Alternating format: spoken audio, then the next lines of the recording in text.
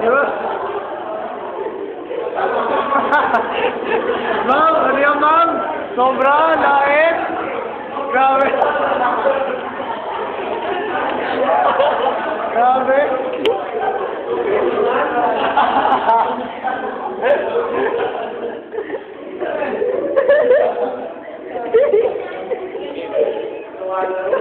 Ganda, guys. Diba, show, di ba kapatid?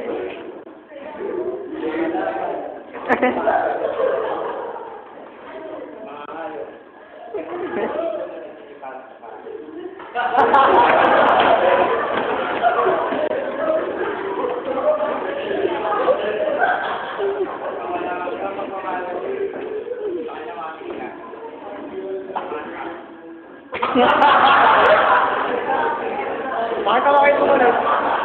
Pakikawakit mo yung bago. Sa kabila ng kapatiyan ng Diyos, nagkasala pa rin ang mga tao. Ayaw. Na siya nagkitila sa pumagkalayo.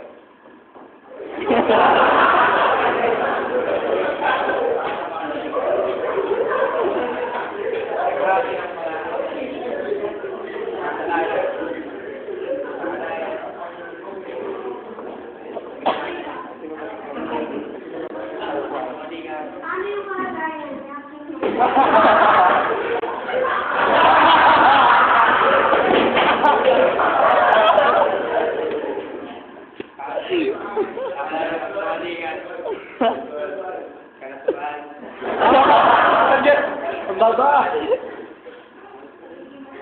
Pagiging maseryoso, pagnanakaw, wala na respeto, patigis na lahat, nakapagiging na lahat, ang pagkawalan at pagkakilala, at ang palataya. At sa ganito uli, sa ganito kalagay, nandiyan sa tayong limita, tayo mga tao, patuloy ng litira.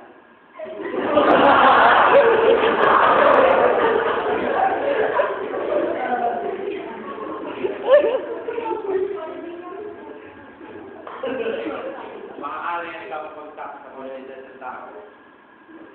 Sino wala siya darama sa puso, sa isip.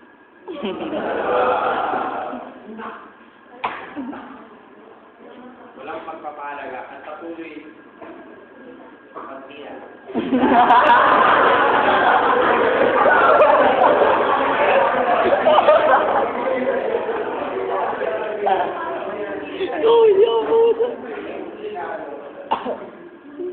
Ngunit sinuwa ba makakatalo sa bagat sa pag-ibig ng Diyos? Pagkaman tayo may ibig sa kanyang harapan. Isang batang walang may pagmamalaki. Isang uod.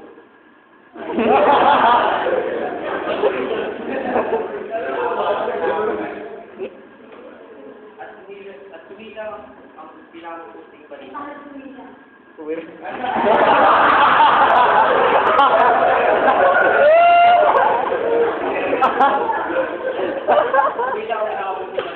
Kaya na lang ang pag-ibig ng Diyos sa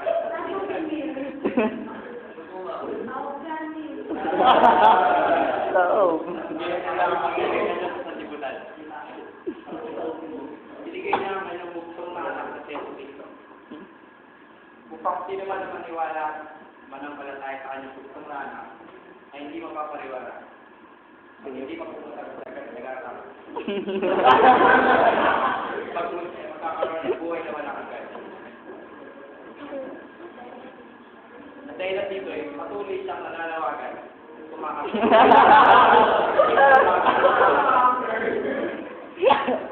Upang iwan ng bawat isa ang bubulong at makasalarang gawin ng buhay. Mula sa kanyang piniling nasyon, ang mga Hudyo, ang kakapagal, ay patuloy niya, patuloy, maging sa mga hindi. At dito, para tayo nakakapita, Pamilyang Pilipino. Pamilyang Pilipino, pagkirihan ay pinakamalit na unit ng ating lipunan. Subalit pinakamalaga, pinaka-epektibong nukleyo ng ating bansa. Ang pamilyang Pilipino, ang tunay na kumikilala at tumatanggap sa dakilang may kapal. Panginoon Kristo. Sa mga Olympics.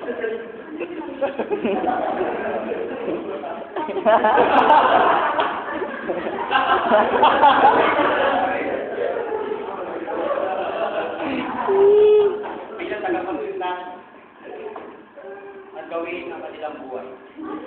Gabay! Gabay! Gabay!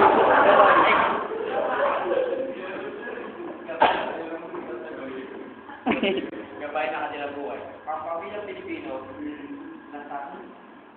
natutulong at gawaan na Diyos ay patuloy na ng lalaki na sila bigyan ng karunungan at buong puso iparehong sa katotohanan ang mabuting balita.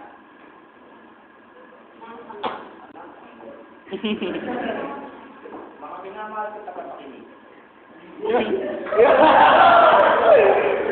Minamahal sa tagapakinig. Mga magulang.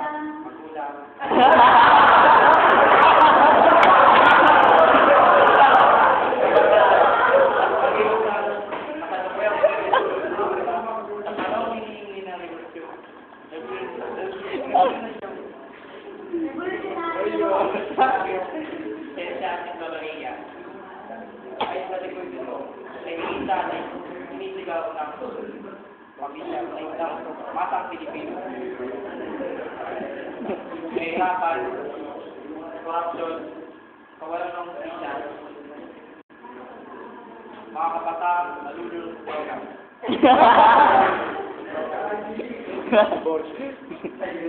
Abortion, terorismo. Ang pamilya Pilipino na itaas at ibagayway. Ang tunay na tulo ng akwiran. Ang pamilya. Walang pagpipigit. Walang pag-aalinlangan. At hindi ewan ang kasagutan. At patuloy pagbabahagi ng pamilyang Pilipino ang nagtanging kasagutan.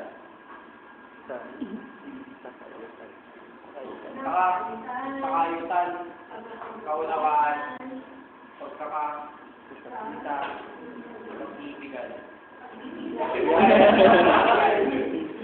Pagbayang Pilipino, pagmamahalan ng bayan ng Pilipino. Pagkakaroon ng tunay na tagapagligtas at puso pananampalataya pananampalataya sa kakilang ligapan. At sa ikatlong milenyo, tatlong pinagmamalaki ng pamilyang Pilipino ang isang bansang may sariling diwa, bansang may katatagan, at bansang may pananampalataya. Sa ating pananalig,